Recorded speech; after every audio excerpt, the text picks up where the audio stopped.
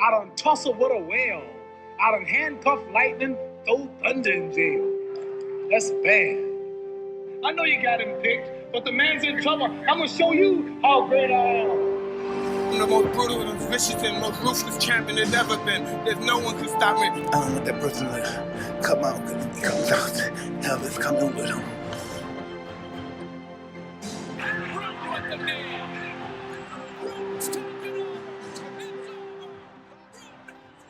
Welcome back, everybody, to the Busted Lip Podcast. My name is Mark Pavelich, away in the rock, the tall, cool one, TJ Harstine. And our guest today, everybody, you could introduce him 500 different ways, but let's just say he's ready to fight. You want to do boxing. You want to do MMA. You want to go out in the parking lot. You want to get slapped in the mouth like Dylan Dennis did. Here's our guy right here, everybody, Anthony Pretty Boy Taylor.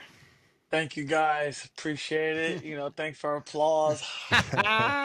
We're building that in, man. We're gonna build that in for you, man, for sure. Anthony, Absolutely. Anthony, what's shaking, man? What's going on over there? Oh man, I'm just getting ready for the next fight, possibly summertime, hopefully. Yeah.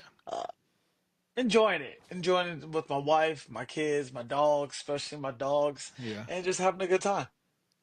It's the best way to be, man. You gotta enjoy yourself no matter what. Listen, bro, I gotta ask you, because when you look at all the stuff that's changed in combat sports over the last little while, the way that fights have been promoted, the different people coming in promoting fights, the different people fighting in different ways.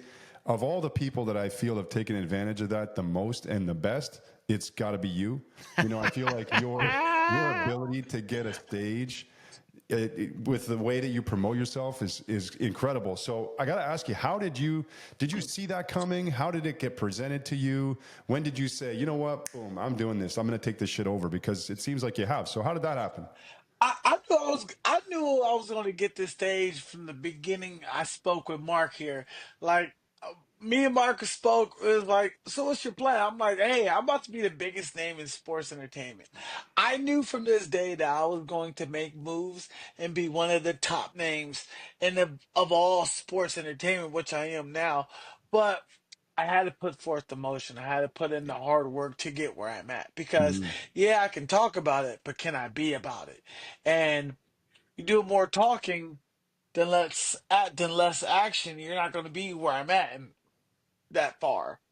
Yeah, 100%. Well, I think it's funny, though, because people love to say, like, oh, that guy just talks shit. This guy does this, he does that. But everybody, they want to deny the fact that people work. Because at the end of the day, like you say, you can talk all the shit in the world, but if you're not putting in the work behind it, that's not going anywhere. So obviously that's going to match. Absolutely. My goal is always about manifesting, putting forth the putting forth the manifestation. We have goals here. To achieve those goals, we have to have attainable goals, which are also mini goals. Mini goals of saying, hey, my goal is to beat this opponent, okay? That's an attainable goal, but I need to do my mini goal as such as, am I eating healthy? Am I running my 3 miles a day? Am I doing my bag work what my coach is doing? Am I not cutting corners? Because when you do the right things, you're ready, you're prepared. Yeah. There's no excuse if you lose. Like, hey, Yeah. better man won, like Darren Till. He he just had a better night than I did. It's okay.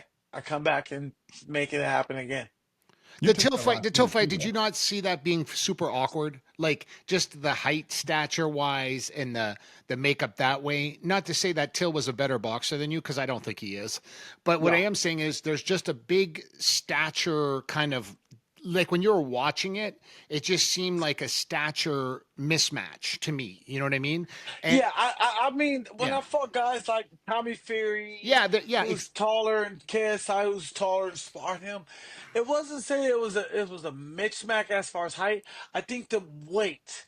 I think me going from 175 yeah, fighting it there to now fighting at heavyweight. yeah. No, You're talking about a guy who's never been to 185 never. or 195, Yeah, Yeah. and it's since the UFC days, and it's early when he was like 24, 25. yeah, yeah. You're talking Yeah. about a guy like Darren Till who's like 32, weighing 230, going into this fight. Me having to come up. I'm not a natural No, heavyweight guy. I'm a no. natural. If I was to compete in NBA in the UFC, it would be 155. That's crazy when you think about it now, right? When you really break it Right. down. So technically, when that fight was proposed to you, that was kind of more like a money thing than it would say. You know what I'm saying? I wouldn't say it was more like a money thing. It was it was how do I say it? It's a high risk, high reward Yeah, fight. yeah, If I would have beaten Darren yeah, Till, definitely. the promotion would have promoted. Then we would have been if I beat Darren Till right now, we would have this whole new discussion of Anthony Taylor versus Jake Paul. Yeah, That for would have sure. been the next fight because Correct. me fighting Darren Till was on Jake Paul's radar. Everybody know, hey, we all lost to Tommy Fury. I'm one of the rising stars in Misfits. Why not have Jake Paul versus Anthony Taylor? Since Anthony Taylor is legit, he's young, he's active, he's Misfits champion. Yeah, that's right. Why not? But as I as I think about it, like even though we did fight and he won, those punches coming from a bigger person does take effect over round. My goal in the fight was, hey, I'm gonna move around, Stretch eat it. some shots, yep, stretch it, give him some Yeah. shot, let him wear himself out in like the third and fourth, and then pick it up in that fifth, What you sixth, would seventh, have, eighth. what you would have, Anthony. That was the right strategy because we've seen Till Right, fight, right? We know he fades. So right. even against Mazadov back in the day, like he kind of was slowing down after a while. And you watched that with him, and that was the great game plan. You just had to get to that spot. Exactly. Yeah, So even though we had that game plan, it was just the the heaviness of the blows of was course. taking effect For sure. over those course of rounds. Now, if Till would have fought at 175 opposed to heavyweight, Of we'd course. be having a different story Of here. Yeah, for course. sure. How But the fact is, go ahead. how much time did you have to prepare for that fight, though? I feel like it was. I had about 2 weeks to prepare Yeah, for like that come fight. on, Yeah. you're going in there to fight a dude that's that much heavier. It's tough because Yeah. you think about that in 2 weeks to go out there and do what you did. You give yourself a full camp, and again, we might be having a different conversation too because it takes a while to develop the strategy to go in against a guy that's that much longer than you, that much heavier than you. So I mean, at the end of the day, it's Well, like let's you say, high TJ. risk, Let's high be honest. reward. TJ, let's be honest. That's why there's weight classes Of in course. combative sports, right? It's not Right. it's not a street fight. I think Anthony would kill him in a street fight. So you know what I'm saying, Anthony. It's a different game, Yeah. right? So when it's straight boxing, I've seen it in gyms all over the world. I've been like visually Yeah. seen smaller guys boxing with heavier guys, and the heavier Yeah. guys just beating the living crap Yeah. out of them. Now, when we say Khabib is probably one of the best, greatest wrestlers in Sure. the UFC, some Yeah, people say that, but when you put Khabib or Islam against Kofi Covington, who's kind of like on a five fight losing skid or something, and not the best, Kofi's just going to outmuscle and out correct. wrestle Yeah, Yeah. yeah. It's Khabib true, and man. It's Islam. true. You It's know, true. even the guys like Kamaru Usman Yeah. would out wrestle Of Yeah, Khabib. you course. don't. They don't. People don't And want to hear what you're saying right now because they want it in their own minds because the fans watch what they watch, right? And they think, "Oh, this is how I see it." But what you just said right now is 100% fact. That's why there's weight classes. It's night and day. I mean, you've sparred with people that are much bigger, and you spar with people that are much smaller, and you know the difference. Like, and yes, unfortunately, fans at home don't know the difference, and they don't. They have no clue. Like when I was watching you fight Till, I was like, he looked like he was about 8 weight classes above you. I'm not joking. Like he looked enormous next to you, and I'm like, that's why I think that. Like to look at the fight looked kind of weird to me because he was so much taller and he looked so much bigger. And I know you're right. going up, and I'm like, what did you do? Weigh in with bricks in your pocket, Anthony? Because Nah, I was man, like, seriously, man. I ended up weighing at 192. I had to eat a lot to get to that fight, but I Jesus. think what fucked me over a lot of it was getting there. I got fucked over on the contract. Not saying that Misfits, it was just somebody on that side mishandled the part where, hey, why is Anthony Taylor coming in on a Thursday when Yeah. he's fighting on a Saturday, Especially flying in there. from him? Yeah, No, no. especially there. I should have flown in on a Sunday so my body had a chance to Correct. acclimate and Correct. adjust to that time zone. But look, I'm not the guy to make excuses. He was the better man that night. He Yeah. won because if this was the Yeah. other way around, we'd be having a different discussion. But overall, I've gotten better.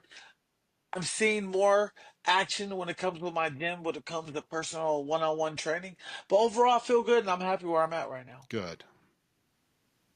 What do you think's next? Where do you want to go from here? I mean, obviously there's a lot of different possibilities, but what do you see? Because I mean, again, we talked about it. You obviously had a vision previously. So where are you seeing right now? A Jake Paul fight is still there. That's still on the horizon, right? Just because I lose one fight is not going to set me back. A lot of greats lost fights, and they still was able to make a comeback and become a world champion. Me losing a fight or two ain't going to stop me, but I think me fighting Nico Walsh is the fight to make.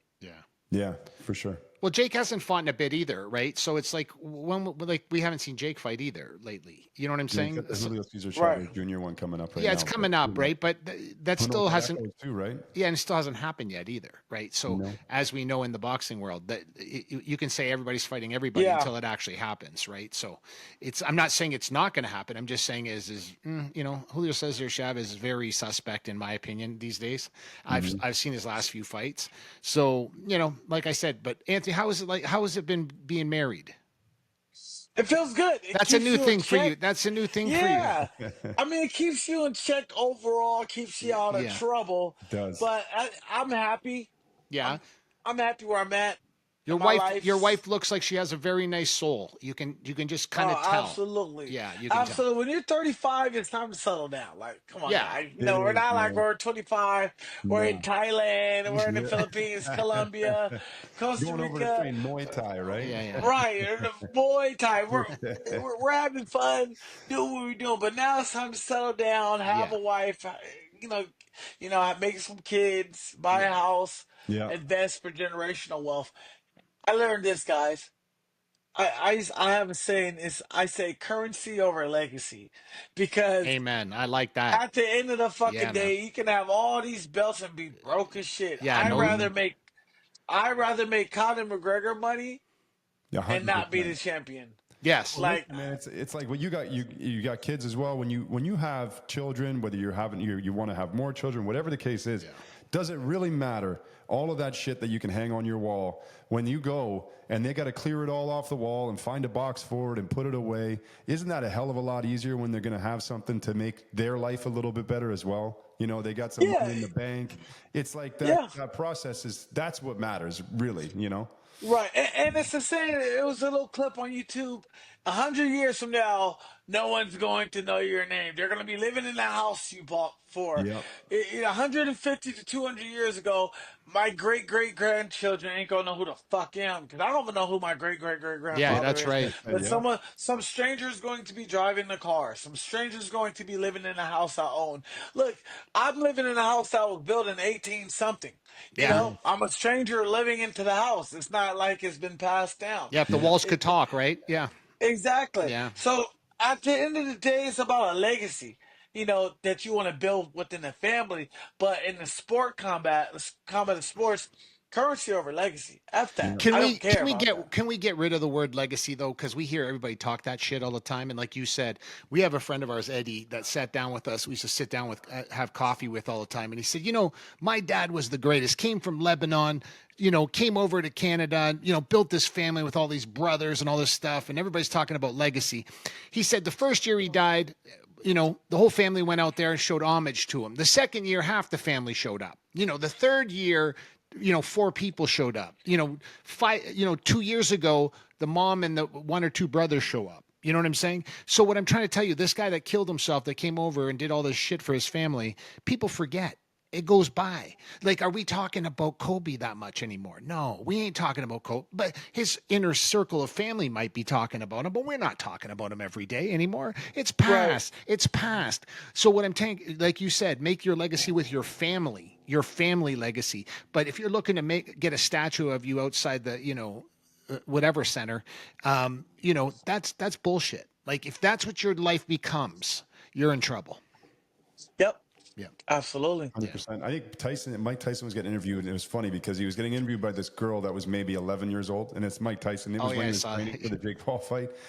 And Mike is I feel like there's 2 different guys. You got Mike Tyson training for a fight. You got Mike Tyson who's just doing his nice guy thing or whatever the case. And this 11-year-old girl asked him a question about legacy. And he said, what the fuck is a legacy? Like, fuck legacy. I don't need a legacy. And she's like 11 years old. He's trying to ask him this question. But it's funny because Mike Tyson, who has a great legacy, is saying, fuck legacy. Take care of your family. That's it. That's all that matters. So, take care of your health. Your health. Yeah, At the yeah. end of the day, health is wealth, man. Your health is your wealth. So true. We don't like when we look at like any other fighter. Look at Riddick Bowe, Yeah. broke. Yeah, bro. Holyfield, broke. Yeah, All nuts. all these guys, Delonte West made an incredible run with the Cavaliers with LeBron James there. Broke. yeah. Yeah. Ben Gordon from Chicago, broke. Yeah, nuts. But the problem is All these guys. in fighting though, you don't end up just broke. You end up broke and busted. You know, Yeah. you're broke Yeah. and your health is taking a Yeah. beating. You know, you go to the NBA or something like that. Yeah, I mean their bodies take a beating, but fighters, you literally It's put your different. life on the line, man. Yeah. Like it's a little bit more difficult to function afterwards, especially if you got no money. So you got to get the bag, man. That's really what matters. So Absolutely. Absolutely. You have to. Which part of Cali do you live in, Anthony? I live in Oakland, California. Oh, Oakland. Wow. there you go. That's Oakland, crazy. California. I'm moving to San Jose. San Jose. At the end of the year. Yeah. And how far is that Gotta from, move from where you are now? like 45 minutes. Okay, good. That's not too bad. But San Jose house was going for like Are we boring you right now on the show? No. Sorry. I just got Jesus, come on, man. We gotta take you gotta edit that shit out, man. Holy moly. What the hell's going on around this joint, man? It's organic, man. I just been Organic yawning on the Busted Lip podcast. Oh my god. Man, I got a busted lip from sparring and everything. Who There you does go. that shit? Oh my god. I guess just start sawing logs in the middle of the interview over here, man. What the hell's going on over here? Bro, you're good. I just been busting my ass off, working my ass hard. Are you training with the working my McKees? ass Are you training with McKee still or no? No, I moved. When I moved back to Oakland, I stayed out here. My wife was like, "Hey, you gotta make a commitment, McKee or your wife." I had to choose my wife, man. Yeah, Like, good choice. Sure. And happy wife, who do you happy train with life. out there? Who do you train with out there? I trained with a gentleman named Lightning Lopez, Chris Lightning Lopez. Okay, cool. In Oakland. Yes, in Oakland. You still have the Oakland A's though, don't you? Just there, because I know the Raiders aren't there no more. Oakland A's left us for Los Angeles. They did I too. mean, for Eh? LA, for LA. Oh man, there's No, nothing. Las Vegas. I'm sorry, Yeah, Las Vegas. That's right. Yeah, I mean the Raiders, yeah, but I'm saying what about the Oakland A's? The baseball team, Oakland they're A's still there. left us. They left last year. Did they? Where'd they Oh, go? they're gone too.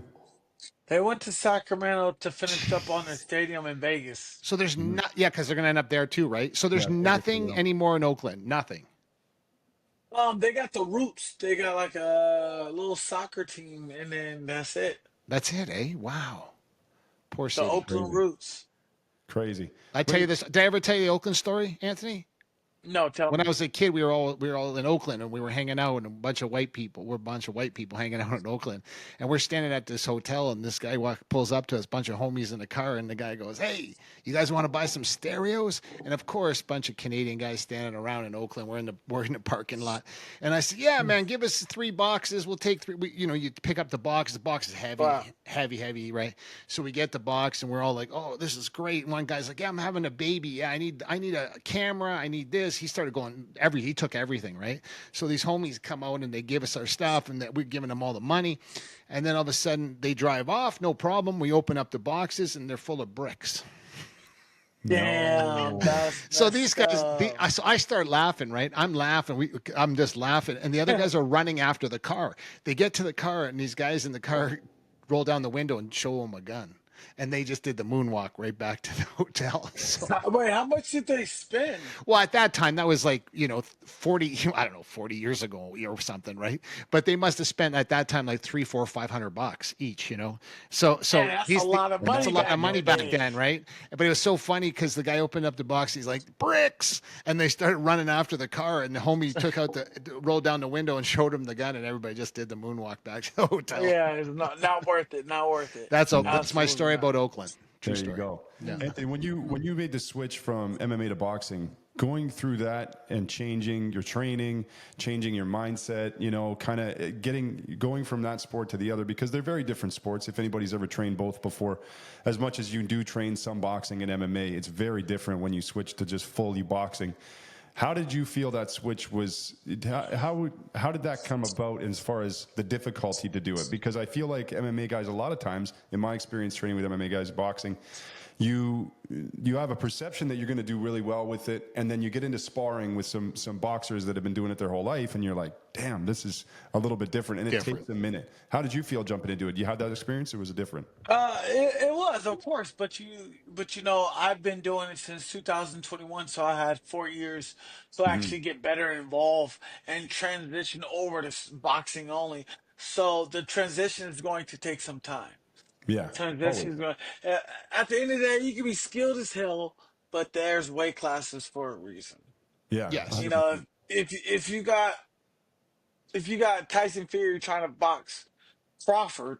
Yeah, it's Come not going on, to work. man. Like Yeah. it's not gonna work. Yeah, Yeah. Or if you got let's say you got Hamzat Chamaya trying to box Shakur Stevenson, there's Not weight gonna classes happen. for a reason. Yeah, not gonna yeah, There's happen. not why would they put themselves in that situation to risk? Correct. But it takes time to develop a skill set in boxing. Yes. Yeah. yeah, for sure. It took For me sure. 3 years to understand where I'm at in the ring and my knowledge and building that ring IQ. Yeah. 100%. Would you want to get the fight with Tommy Fury back as well? Is that something on your Of radar at all? course. But Yeah. it has to have money involved because Yeah. we ain't nowadays people want to put on great fights for a cheap price. Yeah. Really? Yeah. It's weird. That's how it is. It's Yeah. like the community, the boxing world. Like, I feel like when say Jake Paul got involved and you started doing, like, they had the Tyson, Roy Jones fight and all that stuff. All of a sudden, like COVID, there was all this money infused from the outside, and then they did all of this stuff. And I think a lot of these promotions realized, like, damn, this is really expensive. We're spending too much money. And now we're seeing everybody pull back a little bit. But Well, what's going on is the pay-per-view numbers are not what it is anymore. No. People, really, no one are paying pay-per-views. They're streaming it for free. yeah, Now, what they Yeah. need to do is start showing it for free and just get their money from their viewerships. yeah, Yes. yeah, Yes. and And ads for and stuff like that. advertisers and Yeah, sponsors yeah, and things like that. Yeah, Yeah. I agree as they with you. should.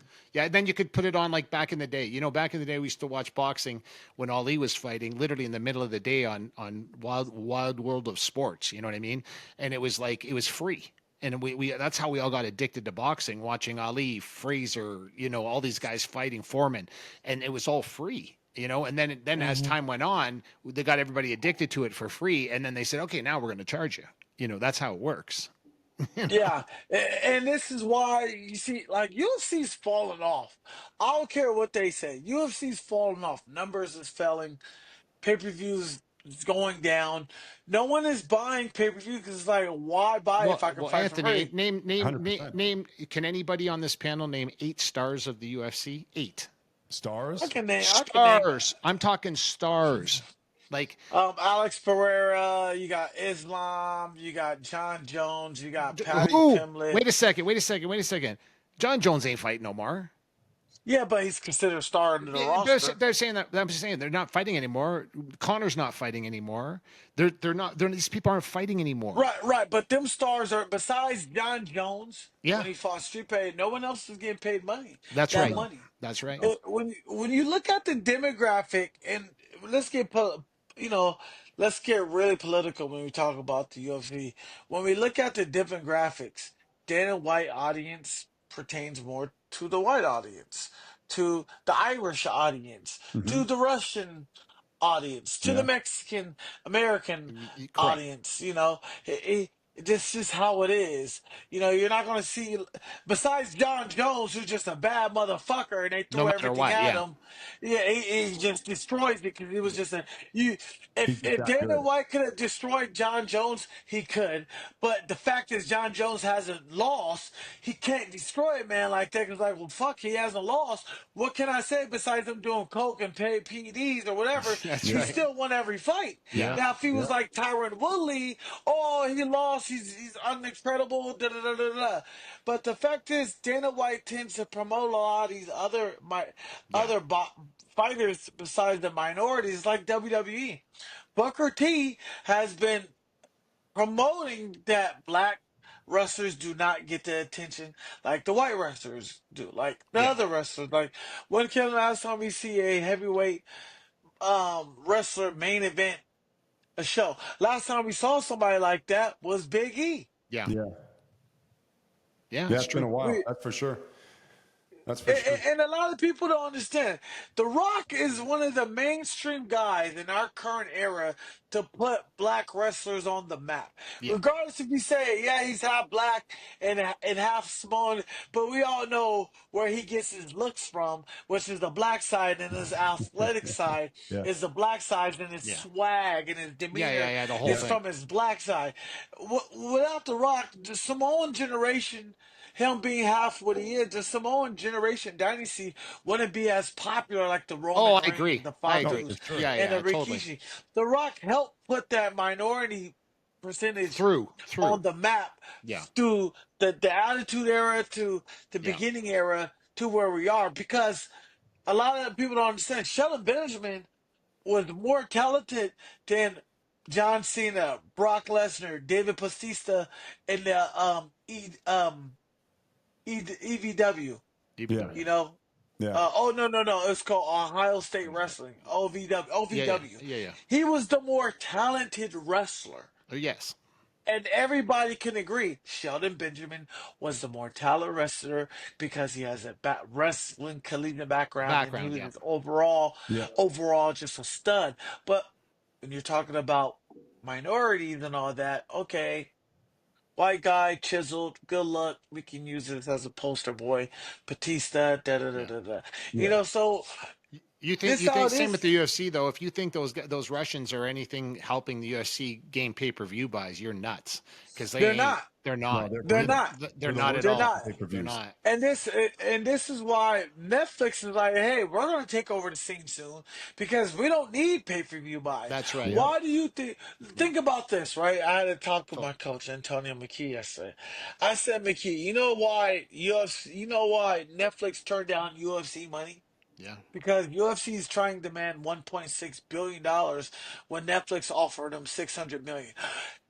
ESPN gives UFC $450 million per year. Mm-hmm. Why? Because that's their budget, and Yeah. they They can can't make do money more. on. Yeah. eh, Yeah. But what happens is if UFC is being paid $450 million a year, how many pay-per-views do they have a year?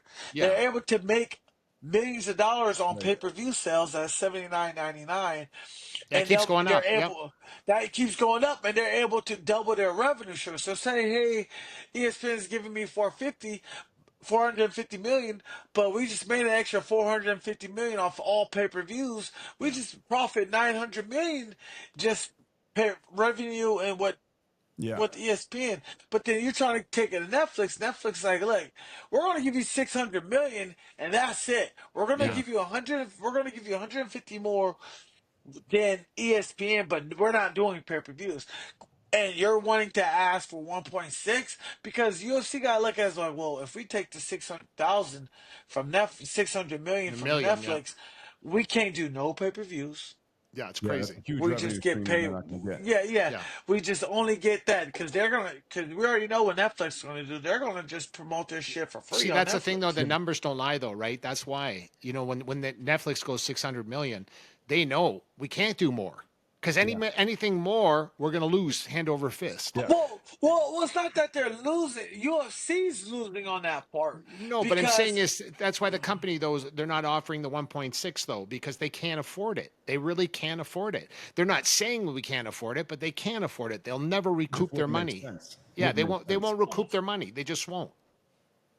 But the I Dana mean, White you're talking about maybe doing a stream, like you just saw. I mean, a couple weeks ago, he was on a press conference, and somebody asked him about this because the ESPN deal is obviously coming to a close and all this kind of stuff going on.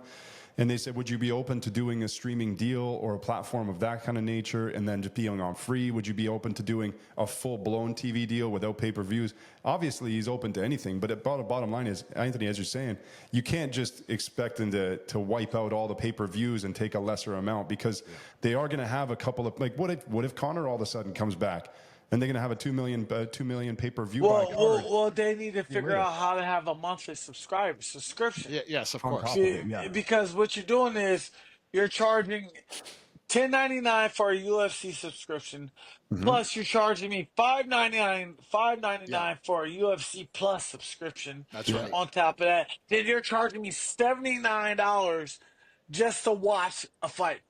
Yeah. It's On like, top. come on, bro. Six On times a top year. of 6 times a right, year. see, like on top of that, so they're Yeah. making double the money that ESPN. But with Yeah. Netflix is coming into play, we're like, hey, we stream all our shit for free.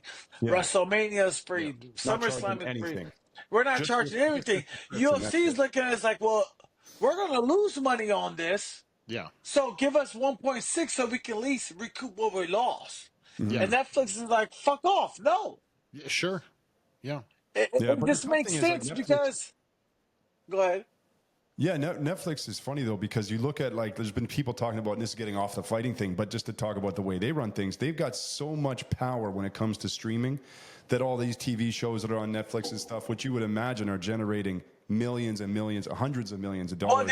they put in the work. You can't fault just- them. that's They it. put in the work. They There put it in the is. work. They put in the time. They talked with people. They had just as many rights as Disney, as Max, Yeah. as Amazon, Yeah. as ESPN. It's just Netflix did it. They held out longer. They did the right thing. You can't fault them for doing what they want to do with their platform. Exactly. Hey, pay $10.99 a month. You can watch everything for free. Movies, this. We're not adding extra charges. That's their job, though. Their job is that, though. That's the problem with there's only one problem with Netflix right now, is that you need so much content, because people will pull out of Netflix eventually, because it's insane how much content. You go to Netflix even today and you want to watch a movie, 9 times out of 10 it's a dubbed movie, because you've already seen the other ones. So it's like we're at this pace now where they need to have like something like the UFC to be able to do it, but like you said, they can't charge pay-per-view numbers on Netflix. They just 'Cause can't. Right. They just can't. No one's going to spend $89.99 plus Nope. $29 a month. Nope. On they like, well, are you kidding me? No. It was like.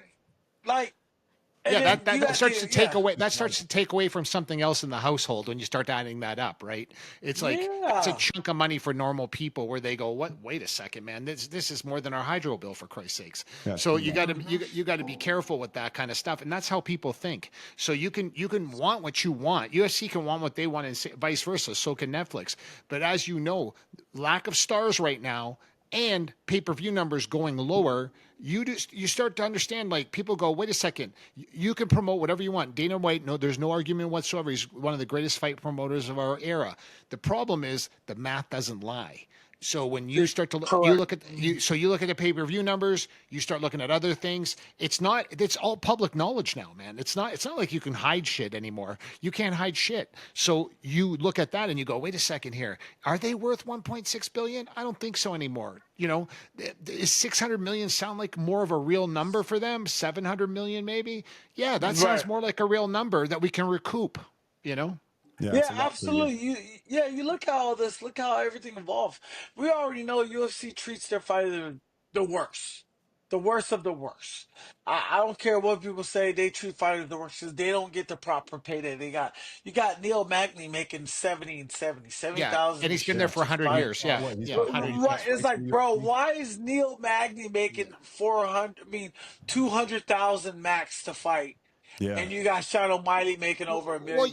What about that though? You saw Justin Poirier say that the other day. They're doing that fight together, and he said, Justin, and he said right on. He said, you know, of course I love the UFC. They took care of me, and then the part that disturbed me the most was he goes, well, I'm going to make the most money I've ever made for this fight because it's my farewell fight with Max Holloway, but then I'm going to retire. But he's not going to retire. He's going to go work now.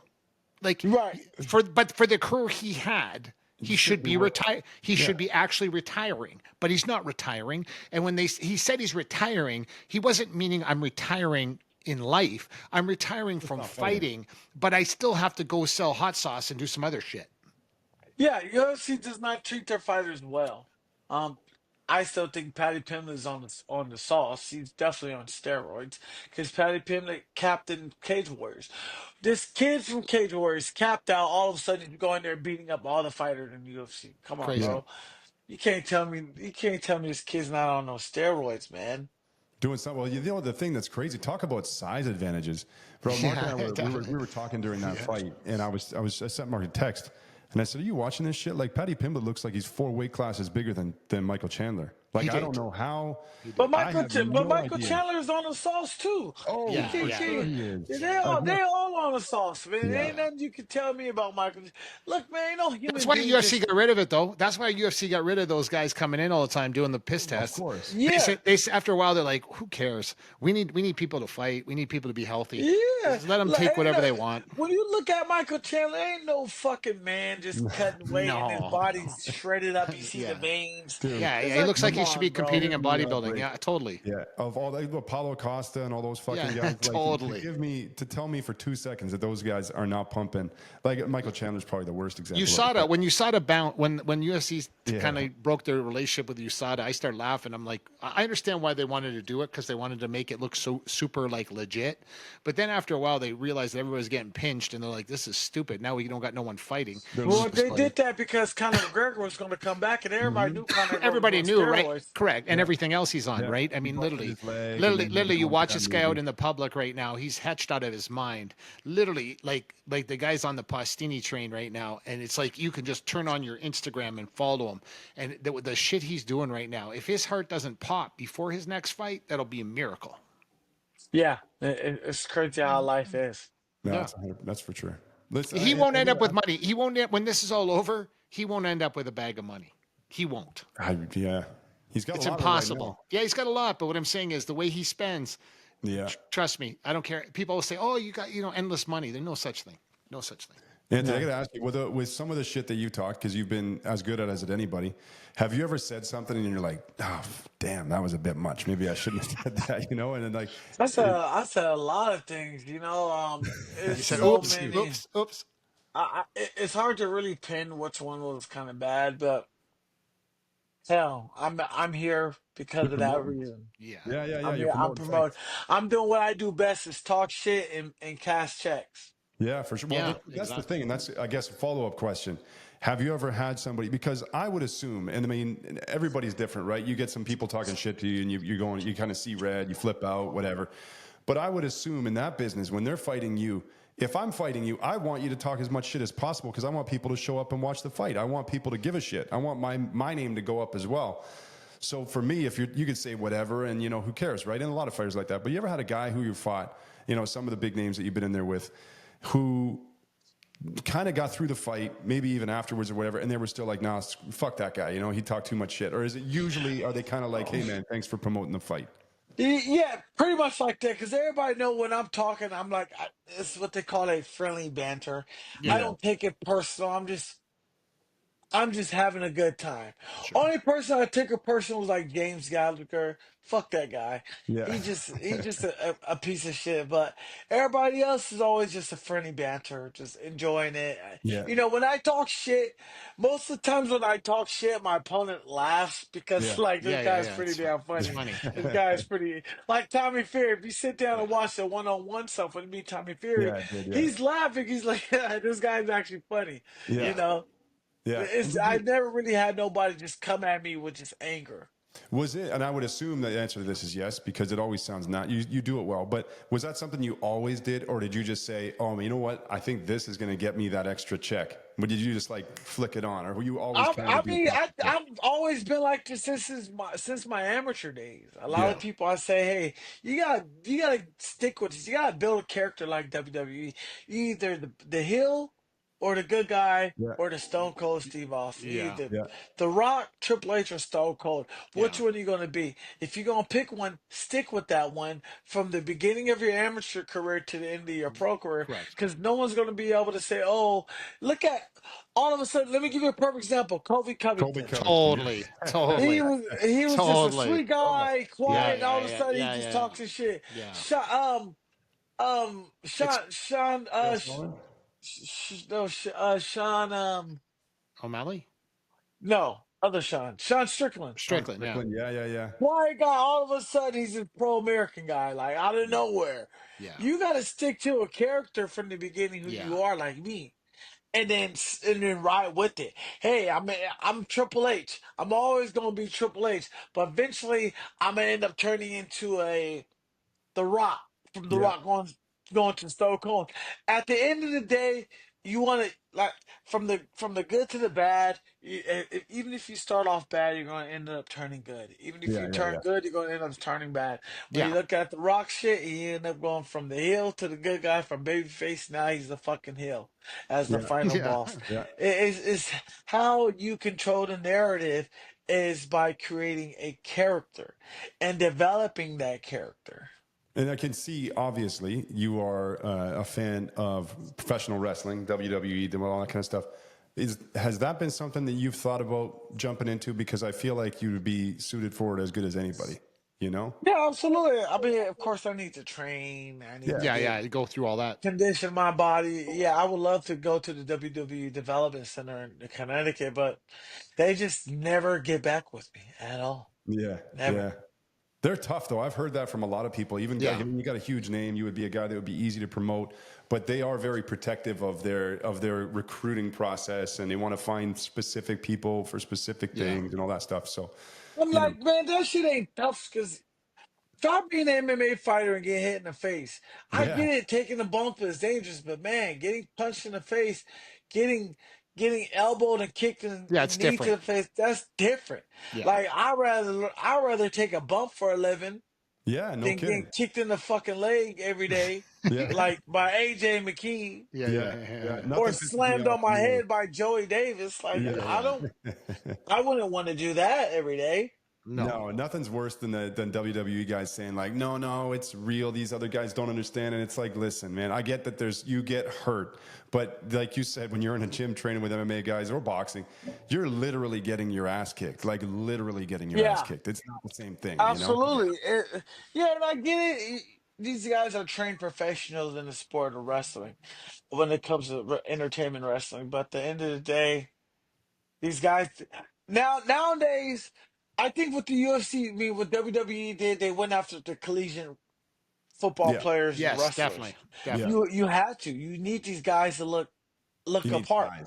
Yeah. Yeah, you Because need you size. got guys, if you got guys who's built like the Miz, ain't nobody gonna want to be attractive. No. Or if you Yeah. got guys who's built like the Hardy Boys all the time, Yeah. Yeah, it's It's not like gonna work. Yeah. it's not gonna work. So that's yeah, why they say, hey, let's go look for college football players where guys are like 6'6", Jacked. 270 Yeah. pounds, Yeah, yeah. jacked. jack, Athletic. and they're all the same size as the Big Show. And we'll Yeah, teach Who them the could. rest. And we'll teach them the rest. yeah, Yeah, it's like, Yeah. well, shit. Well, here we go. Because if they were doing that from the beginning, I mean, they were in a sense, like as Rock, and then you got Zeus, who played by Tiny Debo. They were doing it like the Sheik. A lot of people don't know about the Sheik was a fucking outstanding yeah, wrestler, yeah, incredible. Olympic wrestler. Hmm. Like Sheik, the Sheik can literally kick everybody's ass from Bret Hart's ass if he wanted to in a real fight, because she could just out wrestle you and Yeah, really Yeah. kick your In real. ass. yeah, Yeah. smother you. In real life, Brock Lesnar was one of those guys who really put on, like Brock Lesnar and Kurt Angles, who were really the guys that they really started doing the Yeah, recruiting around, because you got Yes. guys like Brock Lesnar, who was just a big heavyweight, and Kurt Angle, who was just a stout Olympic yeah, athlete. Yeah. yeah, yeah. Super, super legit.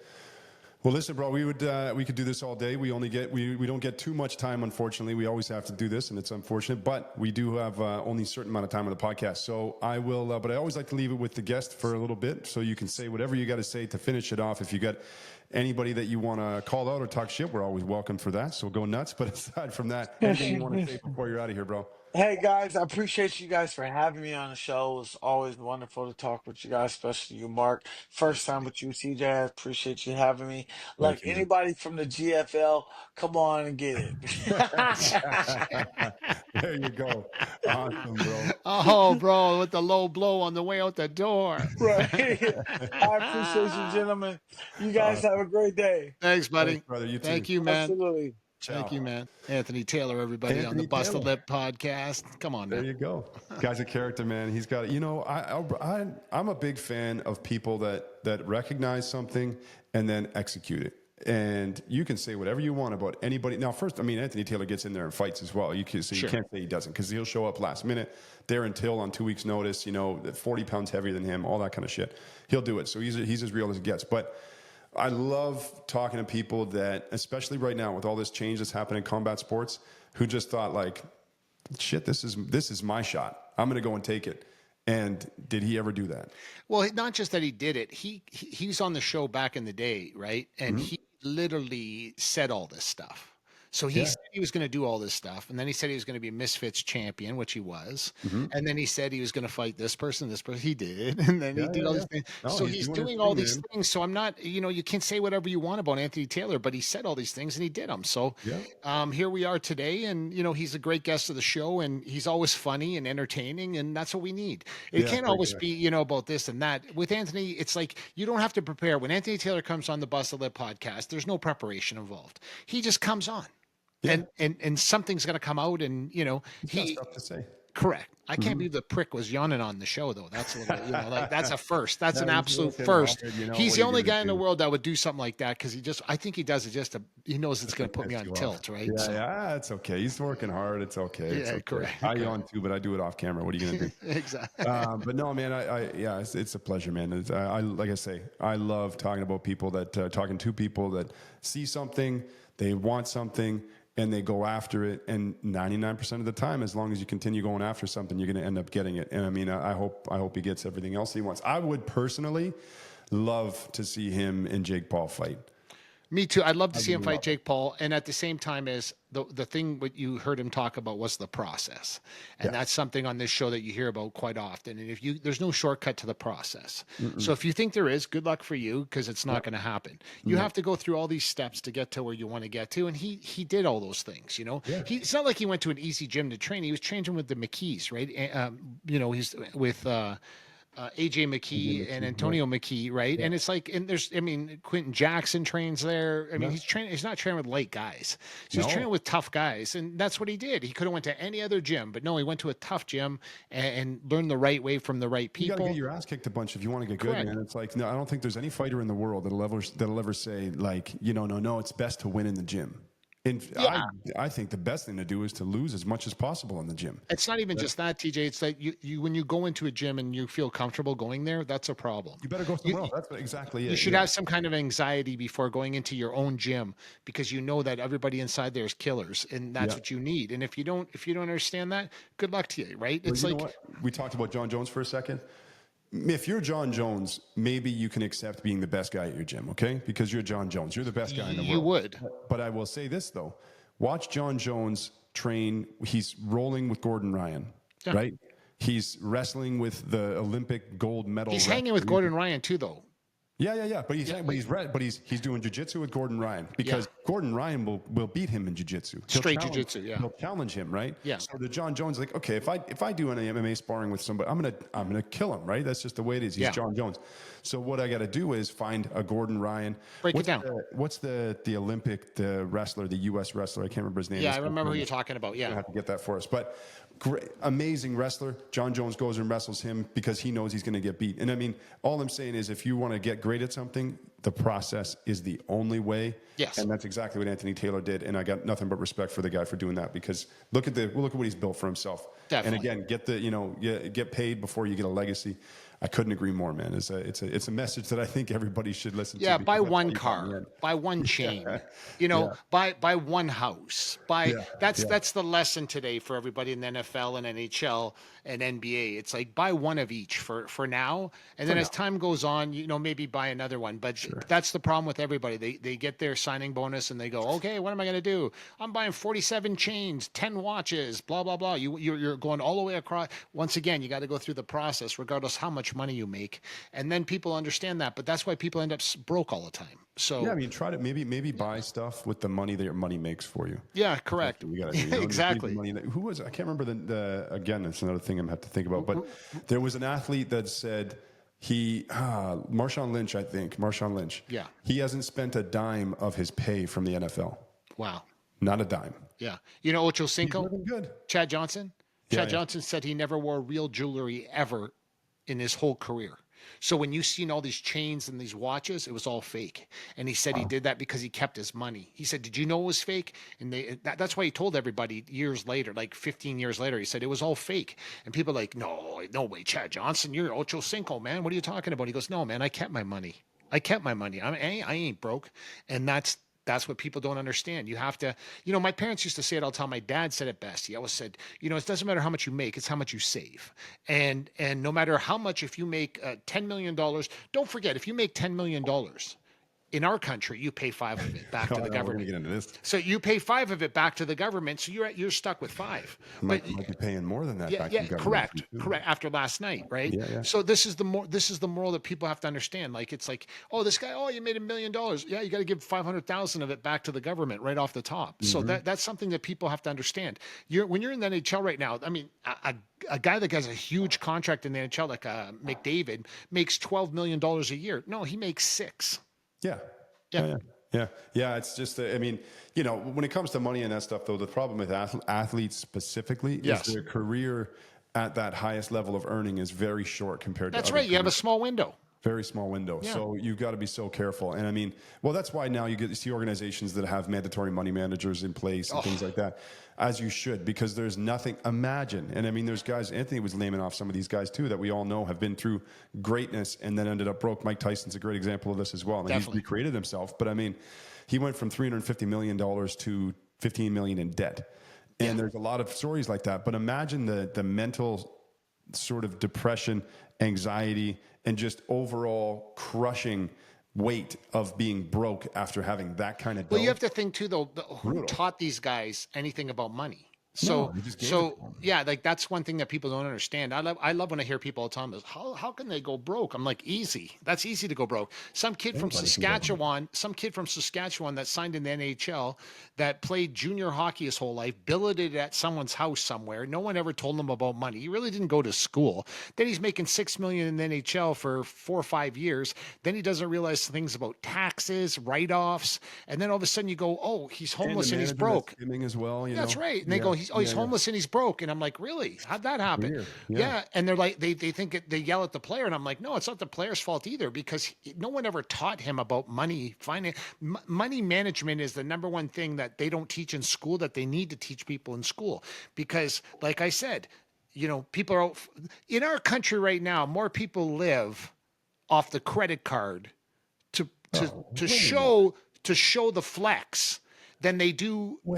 They care so much about what other people think that they'll go in debt instead of saving their money. And it's of course, it's insane. It's expected that you're in debt. That's expected. Correct. You don't even look at it as debt. It's like I owe some money on my credit cards. But that is and you ask the average person what they owe on a credit card, you'll puke. You'll literally puke. For sure. Yeah, I married the right person in life because she looks like she's extremely high maintenance, but she's not, and she knows how to save money and she knows how to allocate money correctly.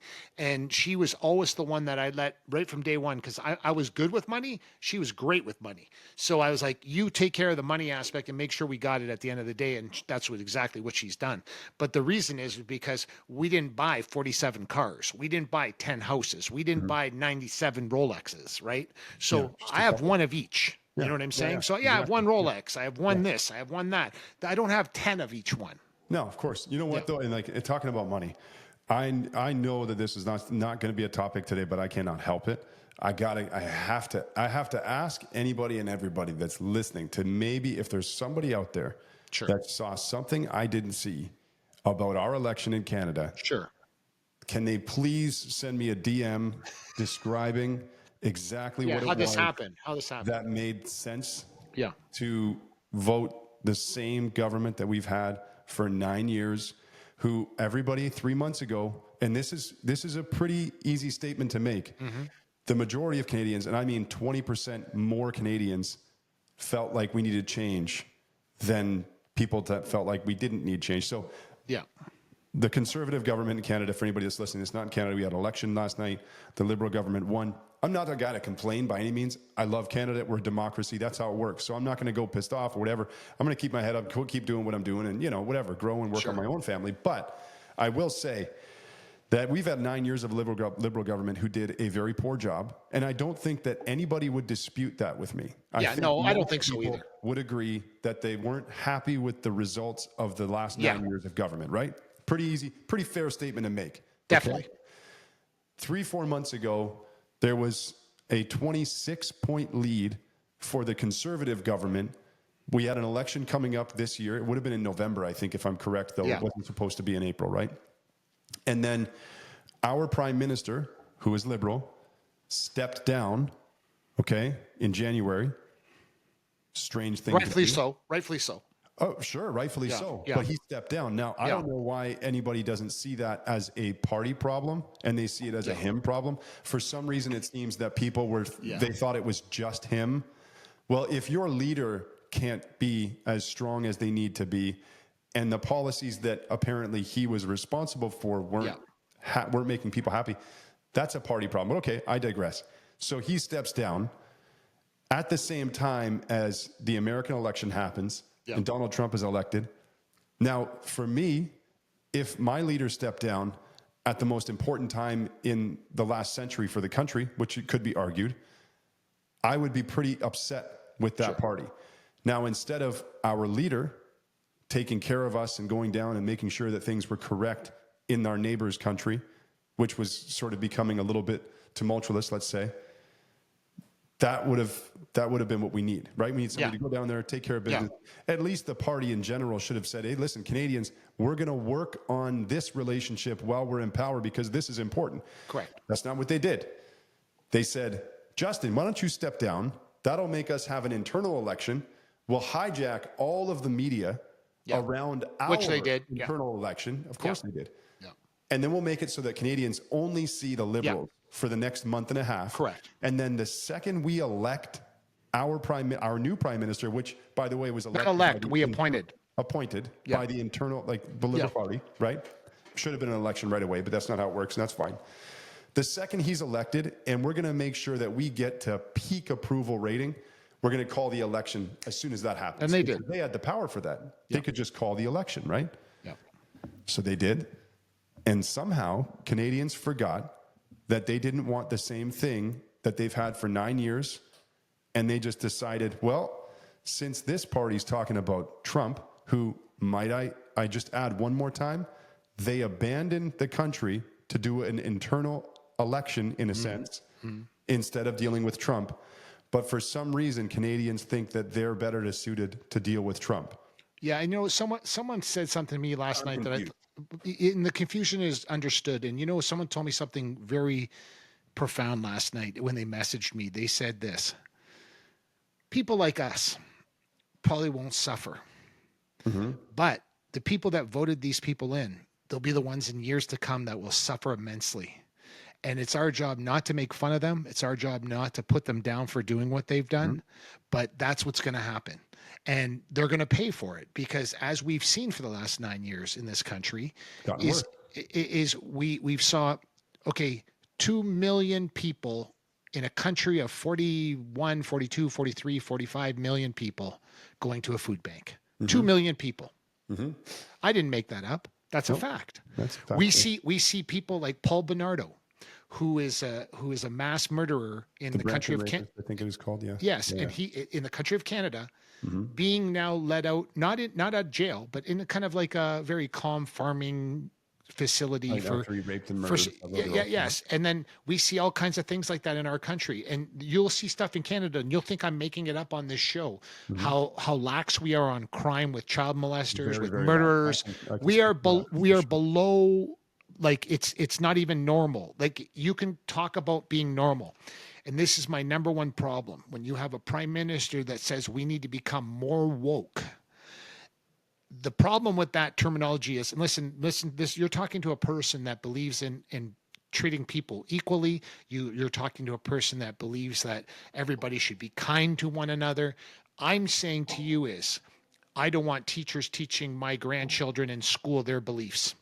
I want and you want to know what else is about woke? They don't want prayer in schools no more. They don't want you to use the word God or Jesus anymore, which I want. So, what I'm saying is, don't do it then. Okay, I'm cool with it. But what I'm not cool with it. But what I'm trying to tell you, these are all these terms when you say woke. define woke for me, because now Well, you're that's the problem is that when the prime minister is using a word that doesn't really have a proper definition. you're correct, and to that's get the scary part of it, to get because attention. you have the word woke, and I'm not arguing with that, but now you're saying that we need to be more woke. This is what I'm concerned with, because I'm like, here we go, now we have this kind of narrative which they're trying to get across to people. And you know what the crazy part about the whole thing is, it's not going to affect me like it's going to affect the people that voted for him. And that's what someone reminded me last night. Yeah. And I thought to myself, listen, I've been a big, huge flag waver of this country my whole entire life. I'm just saying I love this country, but I ain't waving the flag anymore. Yeah. Yeah. I'll just And, put it that. this is the thing that again, I'm just confused because I feel the same way. I don't, will I be affected by this? Yeah, for sure. There's some things that I was excited that the conservatives might, if they didn't have the minority problem, which they probably would have anyways. I was excited that they may try to lower some costs on things that would happen immediately that would make our life as a family a little bit better. But will I be okay? Yeah, absolutely. Am I angry at other people for voting for the Liberals? No, I'm not angry. I think you can't. Yeah, you can't. It's fine. I'm not upset or mad, or I think anybody's an idiot or a moron or whatever the case. Do I think that people were naive in this election, and then the tiny little campaign time that we had, which is again, it's unreal. The campaign was taken away by the Liberals very strategically. Look, I'll give the Liberals credit. I think what they did is wildly impressive. This is extremely well. I don't even know how but when you said at the beginning when you were talking, how did it happen? That's the part that everybody's kind of like baffled by today. Right? They thought, and you have to think that Pierre Poilievre, for how intelligent he is, and for how everybody thought he was at this certain level, to lose a 20-point lead, his career is over.